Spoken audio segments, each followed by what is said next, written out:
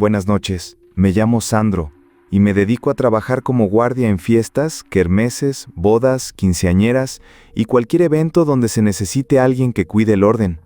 Y aunque no lo crean, en este jale, el mundo de lo sobrenatural me ha dado unos sustos que para qué les cuento. Desde que era morrillo y hasta el día de hoy, he tenido encuentros con cosas que no son de este mundo.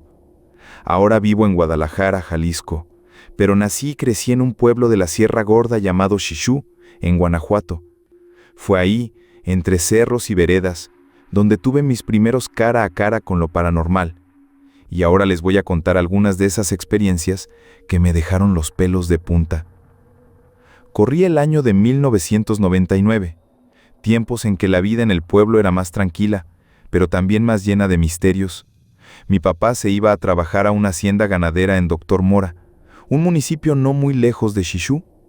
Se la pasaba toda la semana allá, cuidando el ganado y las tierras del patrón.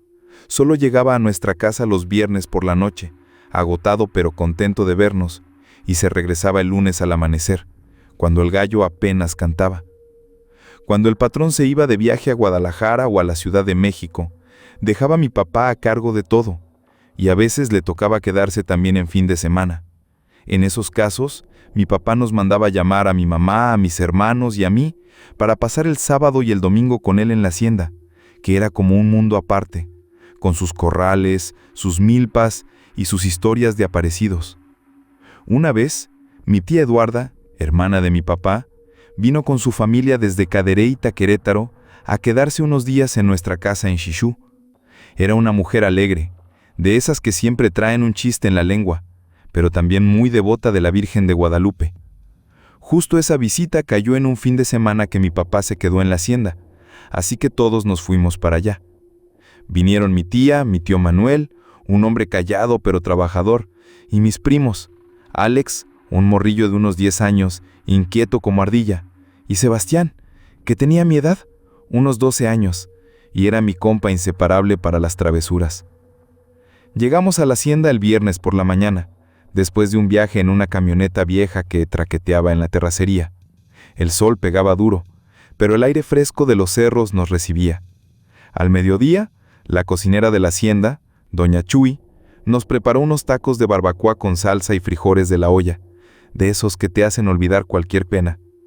Después de comer, un amigo mío, Edgar, hijo de don Virgilio, uno de los vaqueros de la hacienda, nos invitó a ir a nadar a un río que cruzaba las tierras. El río estaba como a 1 kilómetro de la casa principal, entre nopales y mezquites.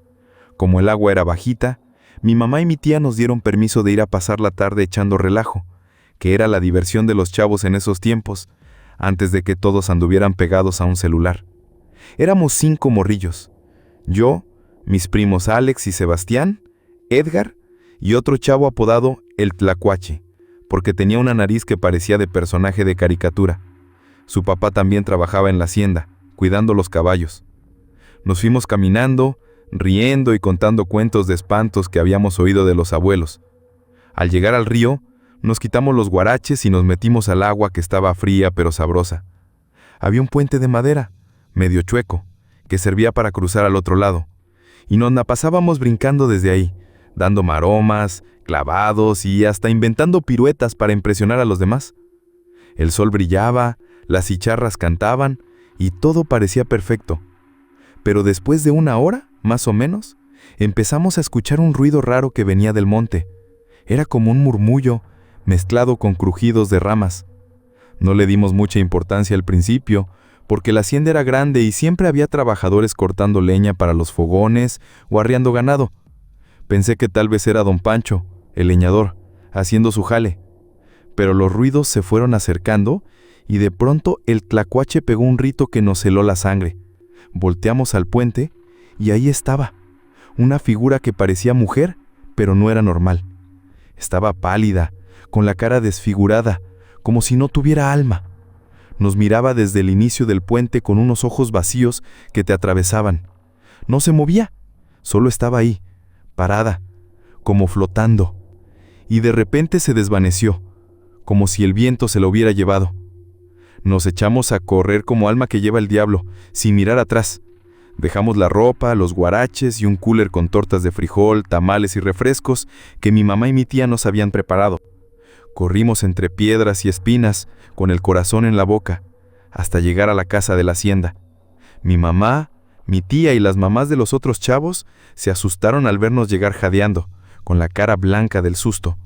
Les contamos todo, y aunque al principio pensaron que era cosa de morrillos imaginativos, se notaba que nos creyeron. Mi papá, mi tío Manuel y don Virgilio agarraron sus machetes y fueron al río, pero no encontraron nada. Trajeron nuestras cosas y mi papá solo dijo: «Mejor no se alejen mucho, aquí hay cosas que no entendemos». Meses después pasó el tiempo, y en las vacaciones de Semana Santa volvimos a la hacienda. Ahí estaba la casa principal con su corredor de tejas y su altar a la Virgen, unas casitas para los trabajadores y un corral donde guardaban las vacas. Cerca había una canchita de fútbol, donde los domingos se armaban las retas, y a un lado un espacio para practicar el coleadero, que era como una charreada chiquita. Más allá, junto a una vereda polvorienta, estaban 3 casas, la de mi papá, la de don Virgilio y otra que siempre estaba cerrada, con las ventanas tapiadas. Decían que tiempo atrás ahí vivía un ranchero que se había ido a Estados Unidos. Una noche, mi hermano menor, los chavos de la hacienda y otros del rumbo, nos quedamos jugando fútbol hasta que el sol se escondió detrás de los cerros. Después, doña Amalia, la esposa de don Virgilio, nos invitó a su casa y nos preparó un agua de Jamaica con hielo, de esa que te refresca hasta el alma. Nos sentamos en el porche, platicando y echando carrilla, contando historias de la Llorona y del charro negro que, según los mayores, rondaba los caminos de noche. Eran como las 7 de la noche cuando decidí regresar a la casa de mi papá. Si íbamos por la vereda, había que dar una vuelta grande, como en forma de herradura, así que Edgar y yo decidimos cortar camino por el campo, pasando junto a un potrero donde sembraban zacate para el ganado. La luna estaba llena, iluminando todo como si fuera de día. El cielo estaba despejado y las estrellas brillaban como nunca. Íbamos platicando cuando de repente vimos algo a lo lejos, en la orilla del campo. Parecía un becerro negro, moviéndose despacio, como siguiendo la línea del potrero. No le dimos importancia, pero Edgar, que siempre era el más valiente o el más imprudente, agarró una piedra y la aventó hacia el animal. Cuando esa cosa volteó hacia nosotros, vi un brillo rojo, como si fueran ojos encendidos, y un escalofrío me recorrió de pies a cabeza. «¡Córrele!», le grité, y salimos disparados. Corrimos por el campo, saltando matorrales con el corazón latiendo a 1000. Sentíamos que esa cosa nos perseguía, porque escuchábamos pasos pesados detrás de nosotros. Gritábamos pidiendo ayuda, y al llegar a la vereda frente a las casas, vi a mi papá y a don Virgilio platicando en el porche. Ahí me desmayé, y todo se volvió oscuro. Al día siguiente mi mamá me contó que mi papá escuchó los gritos y que al voltear hacia el potrero vi una criatura negra persiguiéndonos. Al principio pensó que era un perro grande, pero era demasiado alto y rápido. Cuando llegó a la vereda, la cosa se desvaneció, como si se hubiera disuelto en la noche. Gracias a la Virgencita, salimos ilesos. Mi papá, que no era de creer en espantos, estaba serio esa mañana y decidió que mi mamá regresara con nosotros a Xixú ese mismo día.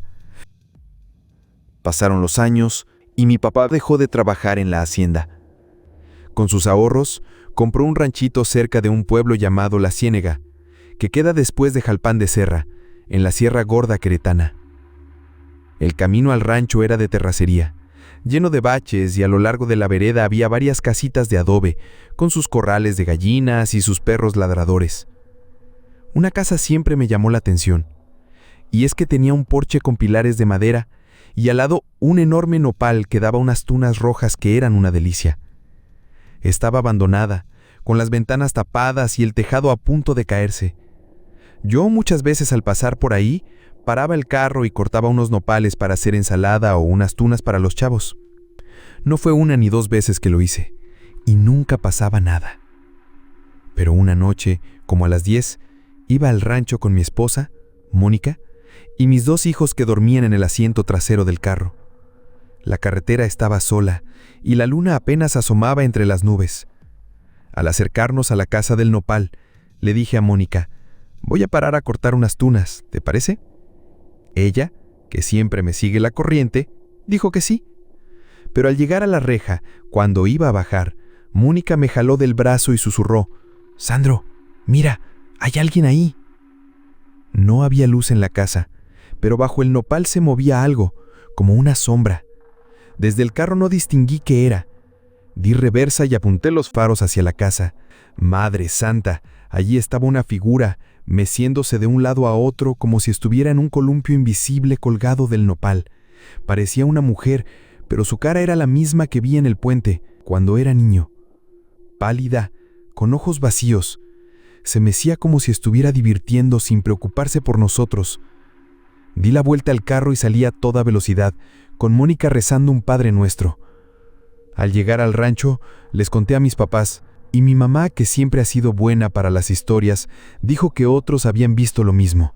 La llamaban la mujer de blanco, y decían que era el espíritu de una joven que se había quitado la vida años atrás.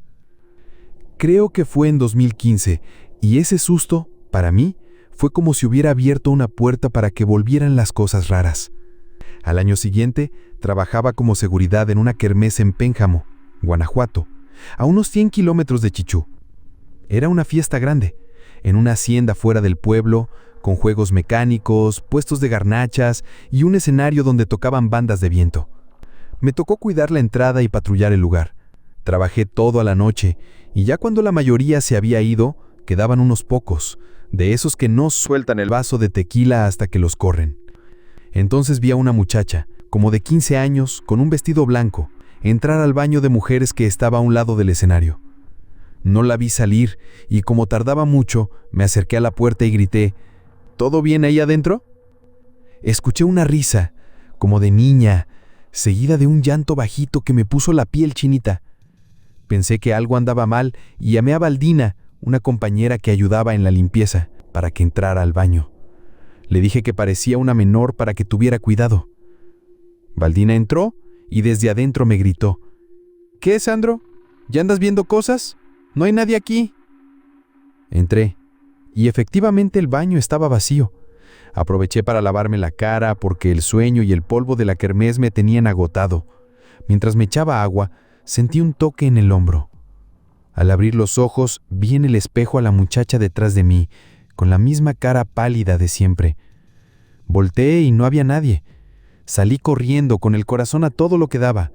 Como Valdina no vio nada, preferí no decir nada, para no pasar por loco.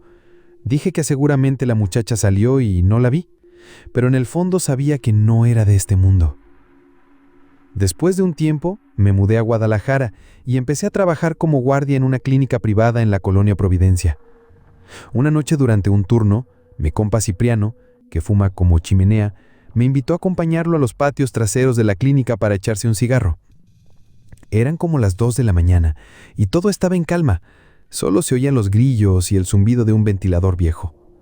Me quedé haciéndole compañía, platicando de todo y de nada, cuando de repente una camilla vieja, de las que estaban arrumbadas en el patio, comenzó a moverse. No fue un tambaleo cualquiera, sino que la parte donde se levanta la cabeza del paciente se alzó sola, como si alguien le hubiera jalado. Como ya había visto cosas raras antes, me asusté, pero traté de mantener la calma. Pero Cipriano, que nunca había pasado por algo así, se quedó tieso, temblando, y se orinó encima. La camilla, que le faltaba una rueda, se acercó a nosotros, arrastrando el metal contra el cemento con un chirrido que te ponía los nervios de punta. Lo sacudí con todas mis fuerzas hasta que reaccionó, y corrimos adentro de la clínica. Ya ahí a Cipriano le dio un mareo y tuvieron que ponerle oxígeno. El pobre, que siempre se burlaba de mis historias, esa noche casi se va al otro mundo del puro susto. He tenido más experiencias de esas, y también algunos compas que trabajan en seguridad me han contado sus propios encuentros con lo sobrenatural, desde ánimas que rondan las carreteras hasta sombras que se aparecen en las cantinas. Luego les contaré más, porque estas historias no se acaban. Por lo pronto, aquí se las dejo, y que la Virgen los cuide. Gracias por leer mi historia. Si te gustó este relato, te invito a que te suscribas a este canal, actives las notificaciones, nos dejes un comentario y un like. Nos vemos en el próximo relato.